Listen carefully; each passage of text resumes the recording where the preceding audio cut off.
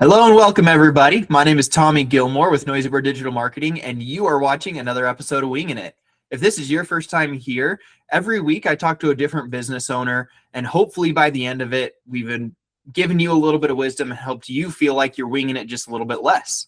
Today, I'm talking with Brian from Palmetto Pools and Cornerstone Painting. He's a serial entrepreneur.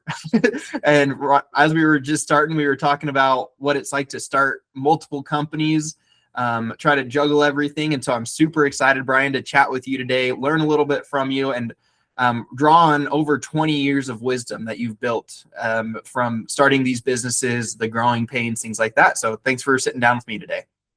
Yeah, thanks for having us out today, Thomas. It's a pleasure to meet you, and thanks for having us. Excited to talk to you and share some of our knowledge and experience that we've gained over the years. Absolutely. Well, Brian, first question I like to ask people is just about their story. You know, I know that you started in the painting business. The pool business is a little new. We'll talk about that in a little bit, but tell people how you got started with painting and kind of the construction world and why you decided to start your own company. Sure. So I want to say it's almost been about 25 years. It's 23 years when I started my painting company. So going even farther back, I remember when I was in high school, one of my good buddies, his dad did sales for a big company, and he'd worked there for like 20 years, took this company from nothing and built it up to, a multi-million-dollar company. And then one day the CEO just decided, you know what? We don't need you anymore. See ya, and fired him. He was let go. And I remember in high school, I think I was a junior, that had a very profound effect on me. Noticing that, geez, you can work for a company and give your whole heart, soul, bleed for it, and just from one day to the next, see you, you're gone, for whatever reason they decide. And so, and I remember my buddy, they had to sell their house, they had to move, and it affected them. So that, for me, that day I decided, you know what, I want to go into business for myself. I don't want to put my life or my goals or something in somebody else's hands. I want to be in charge of whatever happens to me. I want to be the one that's going to, make those decisions, or I want to be responsible for everything. Does that make sense? And Absolutely. so back in high school, that's kind of what lit the fire under me. And then I remember after I graduated senior year, I was in choir. I was a choir geek, proud to admit it. We did a trip to California for a week, and I remember on the bus we stopped in Vegas. So you're talking, June, that first week of June, we're in Vegas. It's like 105 degrees, and we stopped at one of the gas stations, and I walked in and I bought like 3 boxes of ice cream sandwiches. They were like 8 sandwiches for like $4. So they're like 50 cents each. I went on the bus and I sold each of them for $3, And in my mind, it just, a light went off, and I'm like, I like that. I can make some good money selling, So those two experiences, that's kind of what lit the fire for me to want to be an entrepreneur, and be my own boss and have my own business. And so I graduated from the U. I went to business school. And so my original goal was I wanted to get an MBA. I wanted to be a CEO of some big company, and just have the simple, easy life. At the time, I had a roommate that was working for a paint contractor. And what he did is they did apartment repaints. So they'd go into apartments when people move out, repaint them, for the new tenants to move in. And so one day he came home to me and he's like, Brian, we got to start up a paint company, and I just laughed at him. I said, dude, I don't know anything about paint, And he said, no, but he goes, you understand business. You're going to business school. You're getting a degree for it. He goes, you're really good at talking to people. You're good at sales. And so I kind of thought, and I said, yeah, you know what, you're right. And so we did. So we started it up, a business, started painting together. We did it for about 1 year. So I would go out and physically go out to apartment complexes, and I would talk to the maintenance manager, the manager, offer our services. And that's how we started painting. And so it got me through my last couple of years of school. And then the original plan was I was going to take a year off. And then after that, I was going to do a master's degree because I still had I wanted to be a CEO of a company, not thinking, hey, I am a CEO of my own company, And so I took that year off and just dedicated it to the business. And that 1 year off, everything just completely took off for me. A lot more business, a lot more contacts, and we were so busy that to go back and get a master's degree and work for a company, no way. There was no way I was going to do that. And so that's kind of how I got started, at least with the painting business. Yeah. No, I love it. You going back to the first experience where your dad or your friend's dad was laid off after, building this company up for so long. It reminds me, my grandpa, he worked for Del Monte for 30 plus years. This was back before Del Monte was really Del Monte. So he started working for them in like the 50s, and he worked for them up until one of their big acquisitions. I don't know exactly what year, but he was 58, and he wasn't quite on the board at this point, but he was an accountant. And, they basically, the board would send him places to say, hey, this Idaho branch is struggling. We need you to go there, move there for 2 years and go fix it, basically. And he would go to Guatemala. He did all these things to basically help their operations and make them way more money, right? Yeah. And during this acquisition, when he eventually retired, he saw the writing on the wall, but he put 30 plus years into this company. And during this acquisition, they said, well, if you decided to retire now, we would match stock options. We would do all this. We'd give you additional severance. We do all this. And he said that was offered to several people that were in his seniority group. And those that didn't take it, within 2 years, all of them were fired. Wow. By this new company. And so, like you said, my grandpa saw the writing and he said, no, I'll take a retirement now. Like, it wasn't what I wanted, but I'll take it. Yeah. But it, like you said, it just goes to show that the only way you can really be in control of your occupation and your job status is to be your own boss in one way or another, whatever that looks like or means, whether you're an entrepreneur, whatever, however that fits into your setup. But absolutely, I think that's really good advice for people to, most people that watch are entrepreneurs and they know that. But the other big thing that you said that I think will add a lot of value is that CEO mindset. And I want to delve into that a little bit with you. Like, for you, because you own 2 companies, you've had to, you get to split your attention a little bit. But what does it mean to be a CEO and to view yourself as one? How does that change how you run your business, what your day-to-day looks like, things like that? Once you kind of made that connection and said, I don't need an MBA to be a CEO because I already am one. Yeah, that's an interesting take, because a lot of people, have that mindset where you've got to go to school, you've got to get a degree, you've got to go, work for the big company. And I truly value the education that I received. I graduated from the U of U, so I appreciate and I value the education and time that I got there, because it gave me that business background, the understanding of it. And over the years, what I noticed is a lot of guys, you see 2 people. You see guys that understand construction and they're really good at it, but they don't know business. And so a lot of guys that go out and try and start their own business up, they fail within the first couple of years, because they don't have that business background. They don't have that business mentality. They're the 9 to 5. They want to go sling mud or concrete, and they're great at it, but as a business, they're not. On the other hand, then you get guys that are business guys that maybe don't know, necessarily the trades or the construction work. And that's fine, because those guys go out and hire the guys that know how to do it, And so you've got those 2 different mindsets. When I started it out, I had a business background, and with the painting company, we started small, super, super small. So we started doing apartment complex repaints, which is super simple. And it gave me that background of the industry, of the construction industry. And, little by little, people would ask me, hey, I've got a couple bedrooms, come paint a bedroom. Okay, great. Hey, we're finishing a basement, come paint a basement. Or we're finishing a whole house, can you come do that? And for me, I just grew little by little, because of that mindset. So I knew my capabilities. And I think a lot of owners, especially when you're starting out new, you have to have that understanding. What are you capable of? What's your market? I think too many guys go into it trying to do too much at once. And they don't know how to handle it all, or they take on way too much, and then it just kind of bogs them down, if that makes sense. And Definitely.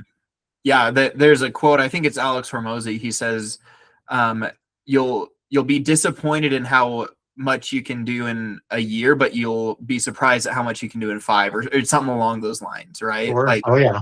I think a lot of times when we're starting, we're like, oh man, I'll have $1 million company after 2 years or a year, or whatever that looks like. And I mean, sometimes you strike gold, but other times it takes 5 or 10 years to get there. And then by the time you do, you look back and you're like, oh wow, like that was incredible. And then the exponential growth from there really is awesome to see. Yeah. But no, I think that's definitely important. And so you talked about going through, and you start small, you're growing, you grow into this kind of CEO role that doesn't come without its challenges. What would you say has been the biggest challenge that you guys have had to overcome, and like what did it take from you to be able to overcome it? I think like with our painting company years ago, you're young, so you might not remember 2008 when the market crashed. I do. So that was like 15, 16 years ago.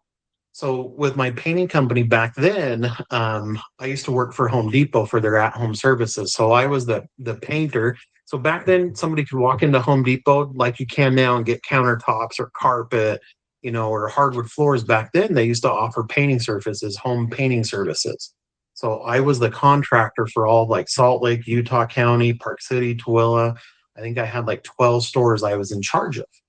And it took such a big, we got so busy and got so just into it with Home Depot that it completely took over our business. So like a lot of my contacts that I had before, clients, contractors, I was just basically pushing everybody off and saying, no, I'm going to, Home Depot's giving me all this work.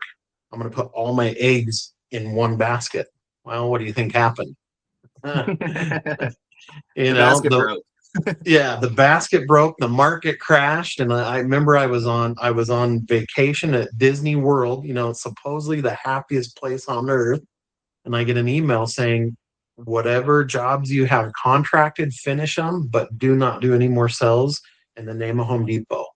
And so our business went from, doing this much volume, now it was down to zero, literally from night to day.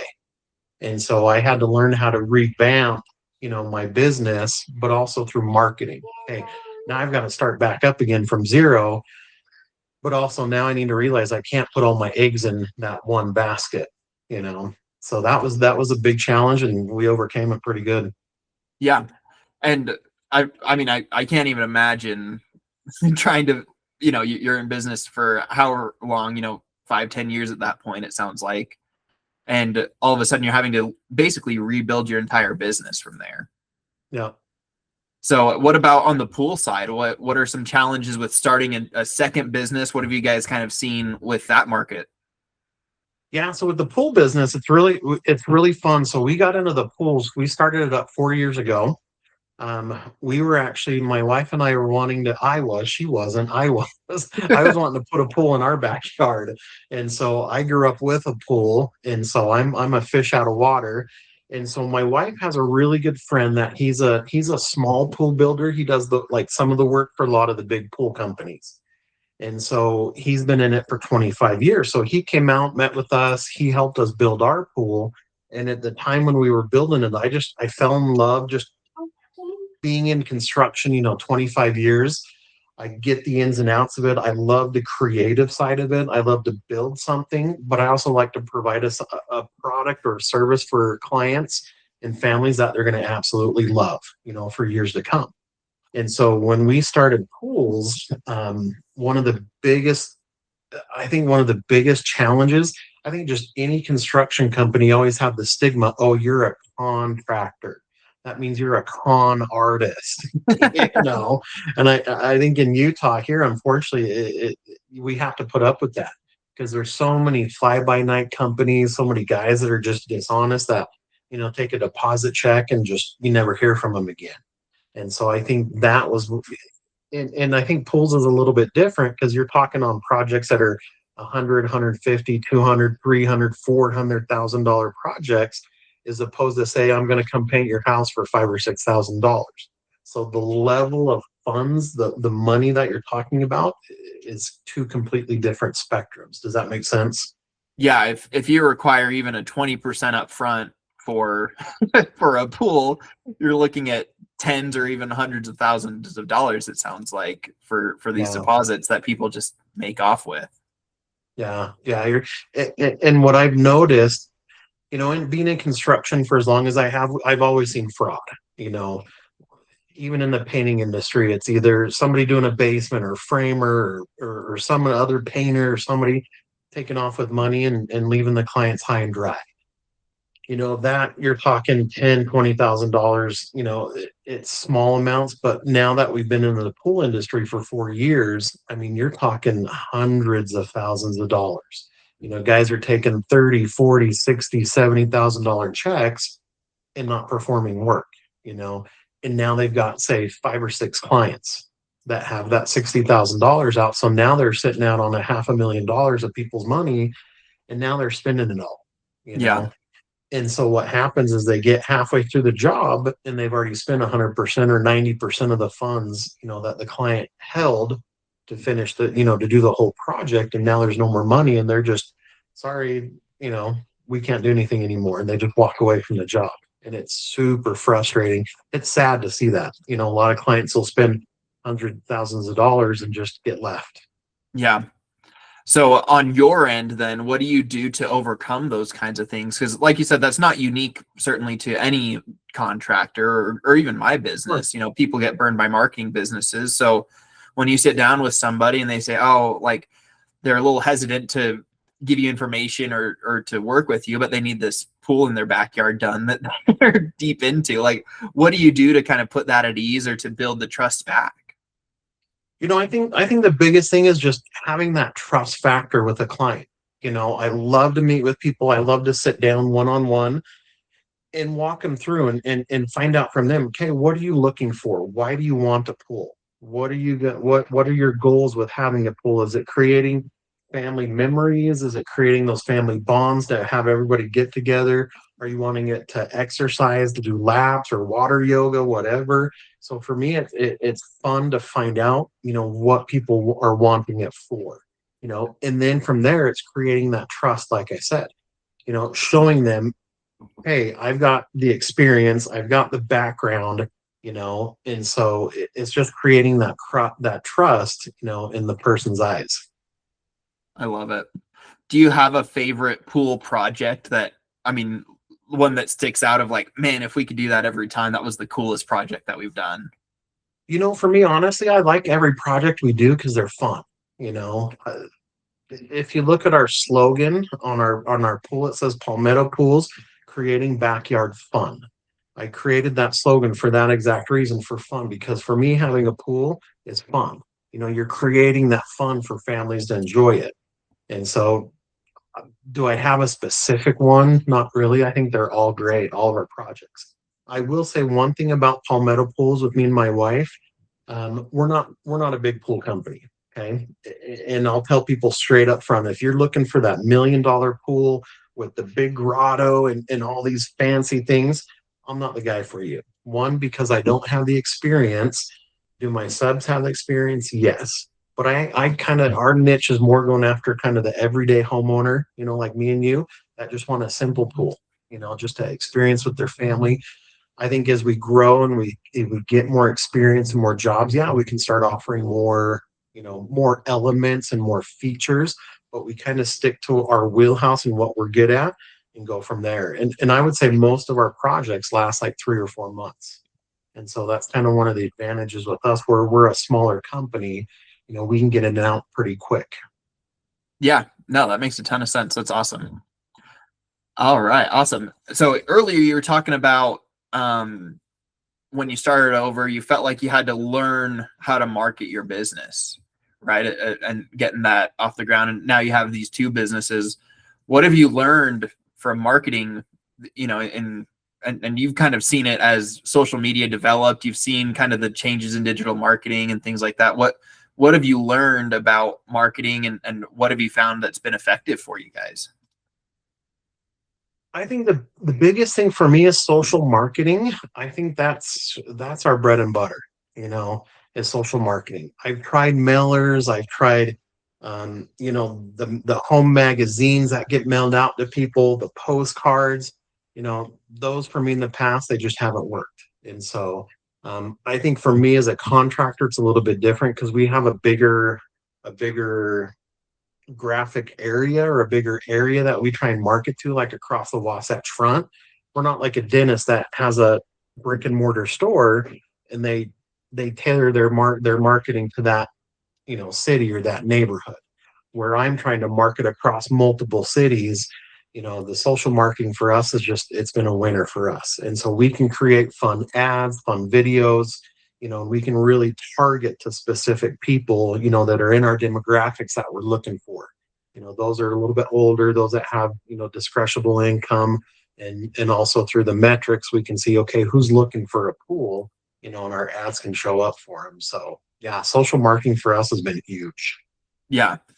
What would you say to somebody if they're, in the service or in a trades, and they've tried digital marketing and they're like, oh, it just doesn't work for me? What would you say to somebody that's looking at something like that and tried it once or twice, felt like they were just setting their money on fire?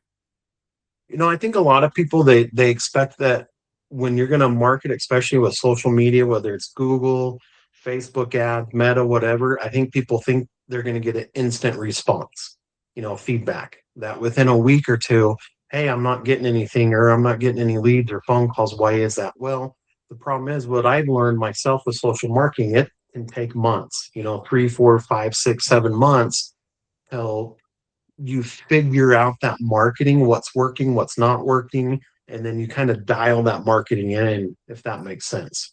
Absolutely. Yeah. I always tell our clients, look, we could get you leads in 24 hours, or we could get you leads in 24 days. Like I'm not Mr. Meta. I don't have Mark Zuckerberg's number. I can't call him and say, hey, this isn't working. Why not? Yeah. We have to test things. I think it's quality over quantity. Mm-hmm. Yeah. And especially nowadays, right? With AI, not that there's anything wrong with occasionally using AI or whatever, but with it being such a prevalent thing, you can still tell when AI is being used. And so the more that you can do something that stands out, that feels human, I think that, at least in our experience the last year or so, if it's silly, if it's goofy, if it's, the owners in front of the camera, those things I think are continuing to go a long way, because AI is so prevalent and it stands out against that so starkly. Yeah. And I think another advantage that guys that are looking at marketing, whether you're a new company or even an old company, you've been around the block for a while.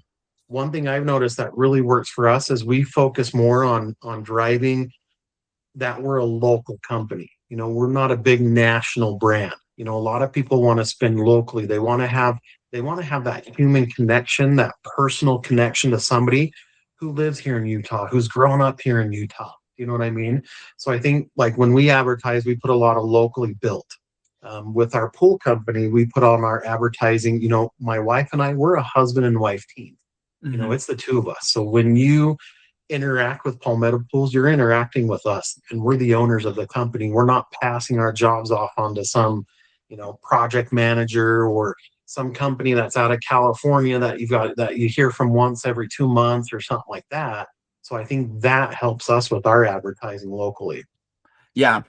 And to go along with that and build on that, I think that sometimes we as owners, we get in our heads, we tell ourselves the negative sides of those things. Cause just like, oh, we're husband and wife owners, we're local. You could say, oh, we're just a smaller company. We just do a couple pools a year. We do a good job, but we just do a couple pools a year. And it's really easy for us as the owners to be in that and to limit ourselves, I think, because of it.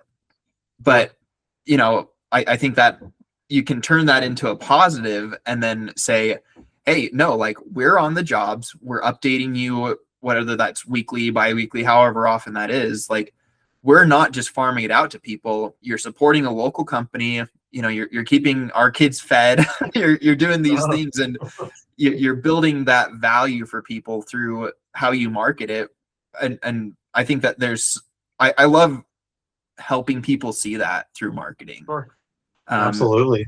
It is just, hey, here's how you view it negatively, but here's the positive spin that we can put on it through our marketing and our advertising campaigns. I think that like, that's how you make your business stand out, is turning those things that may seem like a weakness, marketing it and hitting it harder and saying, no, that's actually our strength right now. We're smaller, so we have a smaller team. And so you see the same people on the job site every week. Yeah. And every single day, you get to know their names, you get to trust them. You don't have a rotating, roster of subcontractors and things coming in for different parts of the project. It's the same people consistently throughout the whole experience, or whatever that means, or whatever that looks like in your individual business. Yeah, exactly. So no, that's awesome. Well, Brian, this has been really, really fun. I feel like hopefully people have grabbed some nuggets from this and things like that. But the last question I like to ask people about is just the best piece of business advice that you've been given. This can be from a mentor, or it can be something that you learned from podcasts, reading, mastermind, whatever. But I also want to hear how implementing it helped you in your business. What did it do to take you to the next level? One piece of advice I would definitely give to, business owners, those that are new or maybe thinking about starting up, find a mentor. When I started my business, I didn't have any type of mentor to go to. Going to a mentor back 25 years ago, it wasn't really a thing, like it is now. There weren't as many help books, written on different subjects that you could read back then.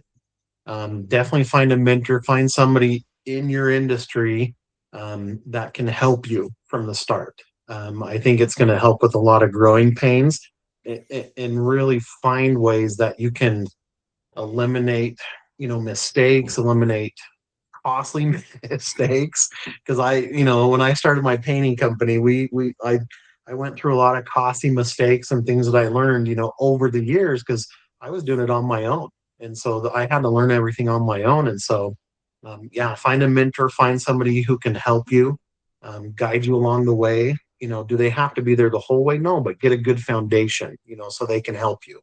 Also marketing. You've got to do marketing. You've got to find ways to get your name out there to reach people. Spend money. One thing I've learned in business is you have to spend money to make money.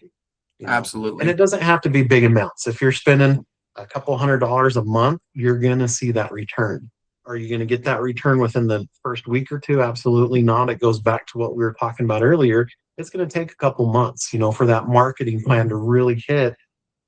But also it's going to give you a chance to figure out your niche, who's your ideal client, figure out your marketing plan and what works and what doesn't work. And so that would be my two pieces of advice. Find a good mentor and find a good marketing plan or a marketer to help you. Yeah, great. Two pieces of great advice. I'll do follow-up questions on both. For mentors, where did you go when you decided you were ready for a mentor? Or, if you had to start over and didn't have contacts, where would you go to find somebody that could help mentor you? I think nowadays, probably just if somebody's looking at mentors, you're probably going to look on Facebook groups that people are in and the people that you know. And so I'm in several, Facebook groups. Some are, here locally within Utah, other are like national contractor groups. And so all the time I see people on there asking, hey, I'm starting a business, or I'm thinking of starting a business. I need a mentor. And so that you can find coaches out there, guys that have a lot of business experience, business background, that can help you. Do you have to spend, $10,000 or $20,000 to find a good mentor? No. You can find somebody for fairly inexpensive, but I think it's going to help them, at least a new business owner, grow and kind of have a better. And plus, I think they're going to that mentor's going to challenge them a little bit, because I think sometimes as human beings we get a little complacent, or especially as a new owner, you're nervous. to kind of take that leap of faith. So if you've got somebody back there, kind of pushing you, helping you, I think, you're going to have a lot more success. Absolutely. Yeah. What's great is, you talk about paying for mentorship, and absolutely, I've paid for coaches. I've paid for mentors. Sometimes people are just good people. And if you reach out and ask them, they will be fine with it because that's how they are. I had that experience as somebody who put on Facebook, hey, we're running these Facebook ad campaigns. They're super successful. This is what we're getting for this client. And at the time, I had a campaign that I was running that was not going as I wanted it to. Yeah. And I said, hey, would you be willing to just, I'll pay you for your time if you want. Would you just be willing to sit down with me and walk me through my Facebook ads campaign and just get a second set of eyes? She was like, happy to do it. Sure. And I mean, she's turned into one of the most amazing mentors. She's a fractional CMO. She kicks us work through that. She's the head of marketing for another company. We're the exclusive marketing partner for that company. I mean, it's like the relationship that I built because I just quite frankly had the balls to ask. Like, Sure. she had no reason to want to help me, but she did. And Yeah. I mean, it's brought in tens of thousands of dollars worth of business into my business, not just by the great advice, but through actual clients that she's given us too. Sure. So you just don't know what. Yeah, go ahead. I was just gonna say you just don't know what's gonna come from those opportunities. So you just have to shake that tree and see what falls out of it. Yeah, and I was going to say I've even had like former employees that have gone off and started their own businesses, and I'll tell them straight up, if you ever need anything, I'm your first call. I'll have my guys will call me up and say, hey, Brian, I've got this job. How do I bid it? Or what do I do on this or this or this? I'm more than happy to help them because I've been through that before, with my own experiences. And I want those guys to succeed, guys that have worked for me. A lot of people will say, well, why are you helping them? They're your competitor. Dude, there's so much work out there. I'm not worried about it. I want those guys just to be as successful or even more successful than I am. I'm happy for them. They're out there living their dream as well. So, yeah. And I mean, by my estimation, I tell people this all the time if I'm networking with them or whatever. I say, look, we're not in competition with each other because we have our own clients, we have our own things that we're doing, whatever. Even if we're in direct competition, I say our competition is out there. It's the people that make us look bad. That's the only people I'm competing against, is the people that stink or the people that are taking money directly out of my kids' mouths. That's the only people I compete with. And I don't view most other businesses as doing that. Yeah. And then, I mean, you talked about marketing. We've talked quite a bit about it, but I mean, for somebody that is feeling a little gun shy and is just, man, like I know I need to do marketing. How do you find good marketing? What questions do you ask? What sorts of things do you do with your marketing to find the right marketing partner? So things that I've done in the past to find like a good marketing company or a person to help us is word of mouth, ask for referrals. Hey, who do you know? Guys that I'll talk to and I'll ask them straight up, who are you advertising for? What companies you're helping? Show me their ads, show me what you're doing for them to get a feel. Because what you want to do is it's not just about finding a marketing person, it's finding a good fit. That person who understands your industry, but also they meet your goals as a business owner. Is this person going to deliver for what I'm trying to do and what I'm looking to do? Whether it's a dollar amount spend, whether it's how many leads I'm trying to get, it's just trying to find that good person. And so I think it's referrals. I hired a company, it's a single guy last month, and I probably interviewed like 6 or 7 different companies, and we clicked really well, me and him. And because of that, that's what made me, go with him. We interviewed some bigger companies. We sat down with one company with like 5 people at the table. It was kind of overwhelming because, you're looking at 5 different people trying to figure, okay, who's helping me? Who's going to do what? Okay, you're going to do this, but he's going to do that. She's going to do this, instead of kind of 1 or 2 people doing everything. And so, yeah, it's finding the right mix and the right, who you click with. Absolutely. Yeah. Great advice all around. I think the only thing I would add to that is just doing your homework to verify, right? Like because the biggest thing in my industry that I see is overpromise and underdeliver. That's what I hear all the time with bad marketing company experiences. Yeah. And so I tell people, like, you have to verify the information they're giving you. You know, like, as with any salesperson, they're going to paint themselves a certain way and they're going to show you the highlight reel. So, like, don't be afraid to ask, hey, can you tell me about what you do if what we do isn't working? Because that's going to happen. Like you said, sometimes it takes 2, 3, 4 months for a marketing campaign to really get off the ground. And what that means is there's 3 or 4 or 5 iterations of that marketing campaign that, look like a train wreck. And that's fine. That's part of marketing. But if they say, oh, we hit it right the first time, or, oh, like, we just, if they're vague, then that means they don't have a system in place to see what's going wrong. Sure. Like, for us, we look at, okay, what is the KPI that's underperforming the most? What are the 1 or 2 that jump out at us? And then we look and we say, okay, what part of the creative, the sales process, the landing page, like what part of this isn't supporting that piece, and go into the analytics that way. And that's how me and my team diagnose underperforming ad campaigns. But I will tell people that all day on a sales call, because we have that system in place. But if you ask those questions and they aren't willing to answer, then they probably just don't have a system in place, or they feel like marketing's like the Wizard of Oz and pay no attention to the man behind the curtain, and you don't want to work with them. Yeah. But awesome. Well, Brian, this has been really, really fun. I appreciate your time. Likewise. Any last bits of wisdom, any last plugs that you want to get out there for your business? No, Palmetto Pools. Give us a call. We're like I said earlier, we're a husband and wife team. We're a small company. We only do so many builds a year. So we typically do like 6 to 12 pools a year. So our schedule always fills up every single year. We focus more on quality and timing. By timing, I mean we're going to get in and out of your project in 3 to 4 months, instead of some of your typical builders that are taking 1 year, 2 years, to build your project.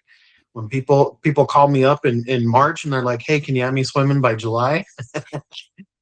That's not possible, but we can get it done pretty quick. And so we've got great referrals. Like I said, we focus more on timing and also quality, more than anything. We want to create those memories, that experience for families, one, through the building project of their backyard oasis, but also once the pool is finished, now they get to, enjoy what we built for them. They can enjoy that swimming pool, the diving board, the spa or whatever for many, many years to come. Yeah, I love it. And then on the painting side, it's Cornerstone Painting is your paint business, right? Yeah, so the painting business is Cornerstone Custom Painting. So we do everything from residential, commercial, we do repaints. We've got a lot of custom home builders. So we do new construction, we do epoxy floors and garages.